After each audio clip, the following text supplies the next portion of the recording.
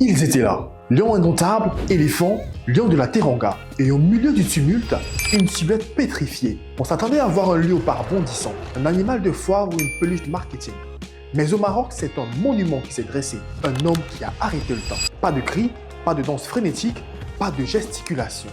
Juste une posture, une présence, une paire de lunettes iconiques, une raie tracée au millimètre, un costume sombre et un bras levé vers l'éternité. Pourquoi le visage de la lutte contre l'indépendance est-il invité dans le tribune de la CAN 2025? Je vous explique.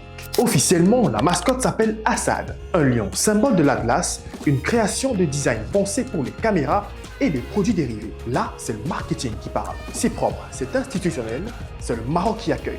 Mais officieusement, le peuple a déjà choisi son roi. Son nom, Michel Kouka.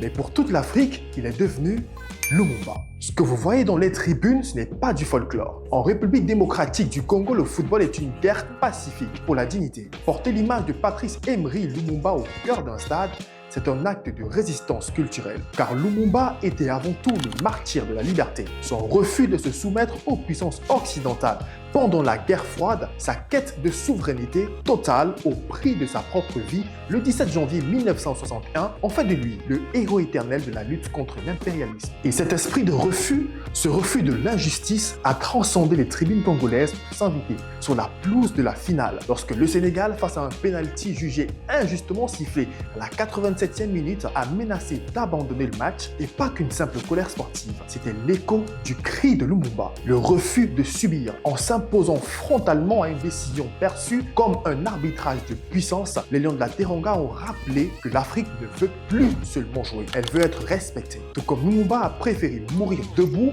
plutôt que de diriger à genoux, le Sénégal a rappelé que l'honneur d'une nation vaut bien plus qu'un trophée entaché. Regardez l'impact. Dans un stade où tout est mouvement, Michel Kouka reste immobile. C'est le calme au milieu de la tempête. Le contraste est saisissant. Le costume sombre face au maillot coloré, la solennité face à l'euphorie. Les supporters du Maroc, de Côte d'Ivoire ou du Sénégal ne s'y trompent pas. Ce geste du bras levé, ce n'est plus du supporterisme, c'est de la poésie politique. Une performance si puissante que le gouvernement congolais lui-même a dû s'incliner, offrant une jeep à cet homme qui, par sa simple présence, a fait plus que le rayonnement de la RDC que n'importe quelle campagne de communication. La CAN 2025 n'est plus seulement une compétition de football, c'est une exposition de soft power culturel. Si le Maroc a son lion, la RDC a son héros. L'un représente l'organisation, l'autre représente l'émotion et la résistance. La RDC n'a peut-être pas gagné sur la pelouse, mais dans l'imaginaire collectif, Michel Kouka a déjà remporté la finale. Il nous rappelle que le football, quand il est grand, est le